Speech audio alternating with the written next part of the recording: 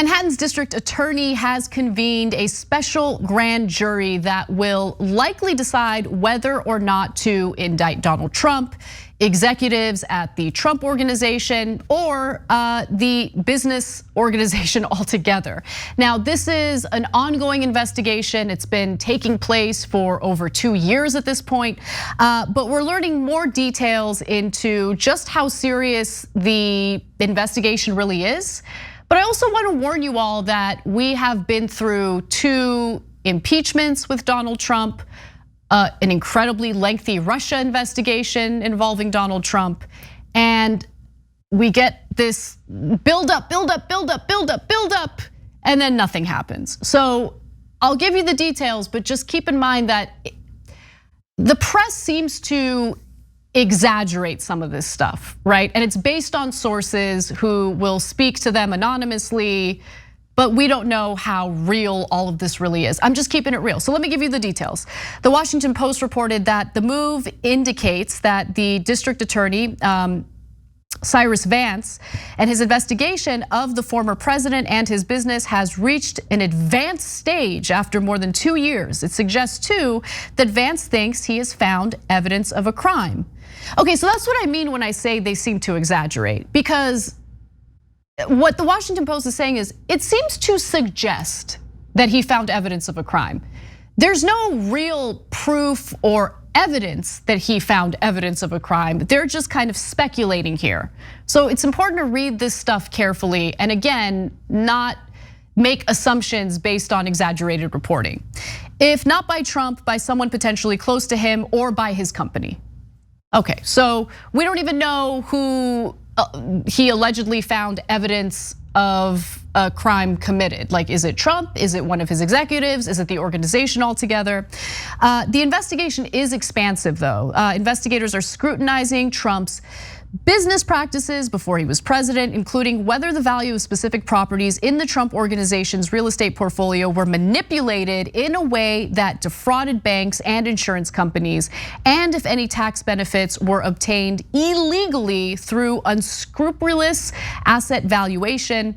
The district attorney also is examining the compensation provided to top Trump organization executives. So what really sparked this, as we've shared with you all before, was the testimony that Trump's former personal attorney, Michael Cohen, gave under oath. This was while Alexandria Ocasio-Cortez was asking him questions about Trump's assets and whether or not he inflated assets for certain purposes and then deflated assets to essentially skirt paying taxes. And Michael Cohen said, yes, Trump absolutely did that. And you would need to talk to his financial person, who's Alan Weisselberg, to get the details on that. There's a lot of speculation about Weisselberg flipping on Trump in order to avoid facing charges himself. We don't really know how that's gonna turn out. But Nando, what are your thoughts? Well, it would be very nice to see a former American president go to prison. It would be very nice. Not just Trump, because Trump is evil. Any American president, it would be nice to see them go to prison. And that's the reason why I think probably he won't go to prison, because not because they have any particular love for Trump. I think most people in power despise Trump, but I think that they're worried about the precedent. And they're worried that if you open that door, then, fair game to anyone else who becomes president. And part of the totems of elite society in the United States is total impunity, like the ability to act with total impunity. And the only way to get away with that is if everyone kind of agrees to not prosecute each other for this kind of thing. So I'm very, very skeptical that this will lead to anything. I think there's been throughout the Trump presidency, because he's so obviously a criminal, because he's so obviously corrupt, there's been kind of this subgenre of journalism that kind of is obsessed with the little details, the ins and outs. Like, oh, any second now we're gonna see Trump in a perp walk. Any second now they're gonna get him. And like as you mentioned at the top, we went through the Russia investigation, we went through the impeachment things, we went through the tax return things, and like, oh my God, if we just get that one document, it's gonna reveal the thing, and it all ends up coming to nothing because the apparatus of justice in this country has been so atrophied when it comes to holding elites accountable. It's just they just don't have that muscle to do that. It's like very, very vicious and punitive to regular people, but if you have any wealth or power in the United States, you simply do not go to jail. I mean, it's just like they throw every once in a while they'll throw someone, to the wolves just to like make an example out of him. Most of the time, it's when they have defrauded other elites, i.e., Madoff, i.e., Weinstein, et cetera. But for the most part, if you're rich and powerful in this country, you get away with it. And I just don't see our legal system, from everything we know about it, being able to put a former president in jail. It would be great, not because of anything Trump did in particular that I find heinous, which of course everything he does is heinous, because I would be happy just that door is now open, that a former president would have to fear the prospect of going to prison for the various crimes that all American presidents commit. They weren't as obvious and buffoonish as Trump, but I don't know. Most American presidents or all American presidents, after whatever, are war criminals, and they all belong in prison in some way, shape, or form. But it's not going to happen.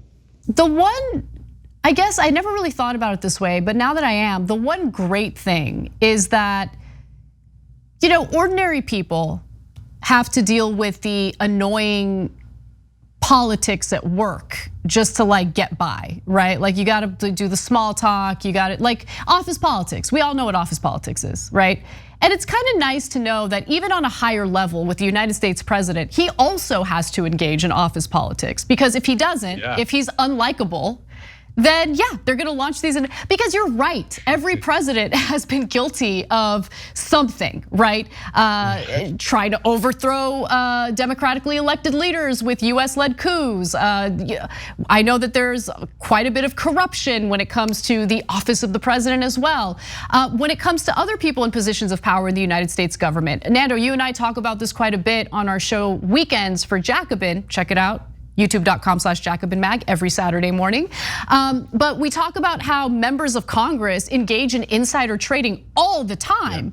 Their returns on their investments outpace market growth. It's insane, it's so obvious because they're able to own individual stocks.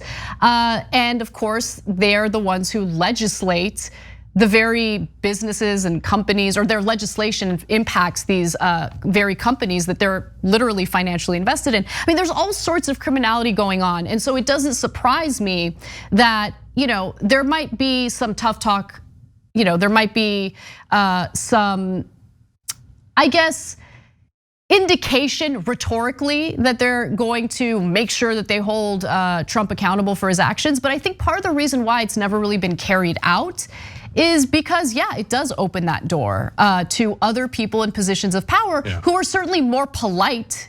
They might be more senatorial and professional in the way they carry themselves, but they're certainly guilty of their own wrongdoings and corruption as well. They don't want to deal with those consequences. So I think that's a really good point.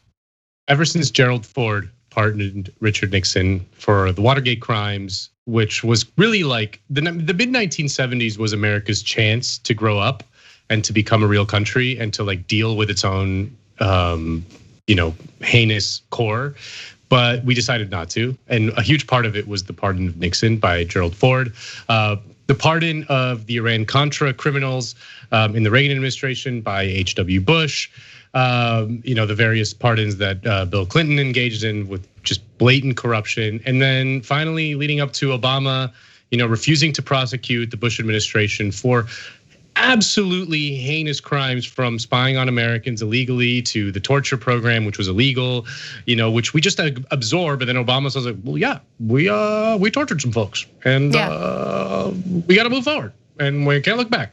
And the problem with that mentality is that it just creates a culture of impunity. If you allow these people to get away with it because you just keep on doing the let's look forward and not back, then the next guy's gonna be like, oh, okay, they're not gonna do anything to me. And so that's where this kind of elite solidarity kicks in. Trump Trump is both rich but also kind of an outsider to polite society. I mean, that's the contradiction of Trump. He's rich and powerful, but he's also not really one of them. I mean, we know that he's not really one of them. And they all hate him, and they all find him disgusting, and they all find him so like, because he's so sui generis, and because he's so not really part of their milieu and class, there's a small outside chance. I mean, that's why he broke so many norms, that there was an outside chance that there might be some accountability just because they hate him. But the reality is that I don't think they're gonna do it. Yeah.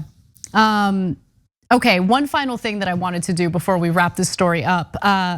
I wanted to read Donald Trump's response to this investigation, but I want you to read it instead. So let's put up the graphic, and you know why I want you to read it, Nando. You do a pretty mean. This is a continuation of the greatest witch hunt, folks, in American history. It began the day I came down the escalator in Trump Tower, and it's never stopped. It's never stopped, folks. They say it never stopped. It wasted 2 years and $48 million in taxpayer dollars on the Mueller and Russia. Impeachment hoax #1, impeachment hoax #2, and it continues to this day with illegally leaked information, confidential information. Of course he's gonna say that.